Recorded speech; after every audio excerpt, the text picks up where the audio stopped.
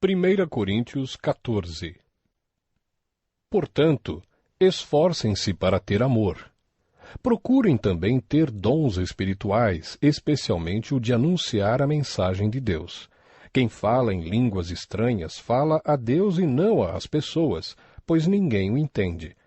Pelo poder do Espírito Santo, ele diz verdades secretas. Porém, quem anuncia a mensagem de Deus fala para as pessoas, ajudando-as e dando-lhes coragem e consolo. Quem fala em línguas estranhas ajuda somente a si mesmo, mas quem anuncia a mensagem de Deus ajuda a igreja toda. Eu gostaria que vocês todos falassem em línguas estranhas, mas gostaria ainda mais que tivessem o dom de anunciar a mensagem de Deus. Porque quem anuncia a mensagem de Deus tem mais valor do que quem fala em línguas estranhas, a não ser que esteja ali alguém que possa interpretar o que está sendo dito, para que toda a igreja seja ajudada espiritualmente. Por isso, irmãos, quando eu os visitar, que proveito vocês terão se eu lhes falar em línguas estranhas? É claro que nenhum, a não ser que leve a vocês alguma revelação de Deus ou algum conhecimento, ou alguma mensagem inspirada, ou algum ensinamento. Por exemplo, além da voz humana, existem os instrumentos musicais, como a flauta e a harpa. Se os sons não saírem com toda a clareza, como poderá alguém saber o que está sendo tocado em um ou outro desses instrumentos? Se quem toca a corneta não der um som bem claro, quem se preparará para a batalha? Assim também, como é que os outros vão entender o que vocês estão dizendo se a mensagem por meio de línguas estranhas não for clara? Vocês estariam falando para o vento. No mundo há muitas línguas diferentes, mas cada uma faz sentido. Porém, se eu não entendo a língua na qual alguém está falando comigo, então quem fala essa língua é estrangeiro para mim, e eu sou um estrangeiro para ele. Por isso, já que vocês estão com tanta vontade de ter os dons do Espírito, procurem, acima de tudo, ter os dons que fazem com que a igreja cresça espiritualmente. Portanto, quem fala em línguas estranhas deve orar pedindo a Deus que lhe dê o dom de interpretar o que elas querem dizer. Porque se eu orar em línguas estranhas, o meu espírito de fato estará orando, mas a minha inteligência não tomará parte nisso. O que vou fazer então? Vou orar com o meu espírito, mas também vou orar com a minha inteligência. Vou cantar com o meu espírito, mas também vou cantar com a minha inteligência. Se você dá graças a Deus em línguas estranhas, como é que uma pessoa simples que estiver na reunião poderá dizer amém à oração de agradecimento que você fez? Ela não vai conseguir entender nada do que você está dizendo. Mesmo que a sua oração seja muito boa, essa pessoa não receberá nenhuma ajuda. Eu agradeço a Deus porque falo em línguas estranhas muito mais do que vocês. Porém, nas reuniões da igreja, prefiro dizer 5 palavras que possam ser entendidas, para assim ensinar os outros, do que dizer milhares de palavras em línguas estranhas. Irmãos, não pensem como crianças. Sejam como crianças para o que é mal, mas sejam adultos no seu modo de pensar.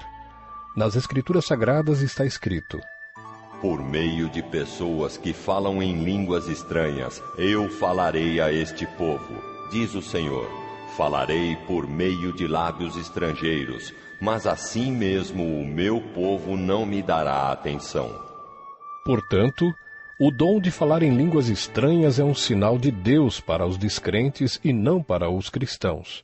Mas o dom de anunciar a mensagem de Deus é um sinal para os cristãos e não para os descrentes. Imaginem que a igreja esteja reunida e todos comecem a falar em línguas estranhas.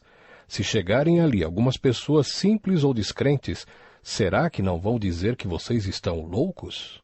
Mas se todos estiverem anunciando mensagens de Deus e entrar ali um descrente ou alguém que seja simples, ele vai ouvir o que vocês estão dizendo e se convencer do seu pecado, e ele será julgado pelo que ouvir. Os seus pensamentos secretos serão revelados, e ele vai se ajoelhar e adorar a Deus, dizendo: Deus está mesmo no meio de vocês. Portanto, meus irmãos, o que é que deve ser feito? Quando vocês se reúnem na igreja, um irmão tem um hino para cantar, outro alguma coisa para ensinar, outro uma revelação de Deus, outro uma mensagem em línguas estranhas, e ainda outro a interpretação dessa mensagem. Que tudo seja feito para o crescimento espiritual da igreja. Se algum de vocês falar em línguas estranhas, então que apenas 2 ou 3 falem, um depois do outro, e que alguém interprete o que está sendo dito. Mas, se não houver ninguém que possa interpretar, então fiquem calados e falem somente consigo mesmos e com Deus. No caso de 2 ou 3 receberem a mensagem de Deus, estes devem falar e os outros que pensem bem no que eles estão dizendo. Se uma outra pessoa que estiver ali sentada receber a mensagem de Deus, quem estiver falando deve se calar. Vocês todos podem anunciar a mensagem de Deus, um de cada vez, para que todos aprendam e fiquem animados.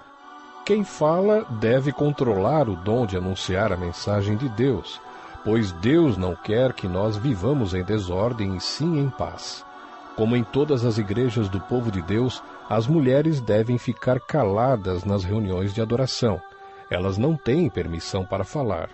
Como diz a lei, elas não devem ter cargos de direção. Se quiserem saber alguma coisa, que perguntem em casa ao marido. É vergonhoso que uma mulher fale nas reuniões da igreja. Por acaso a mensagem de Deus veio de vocês?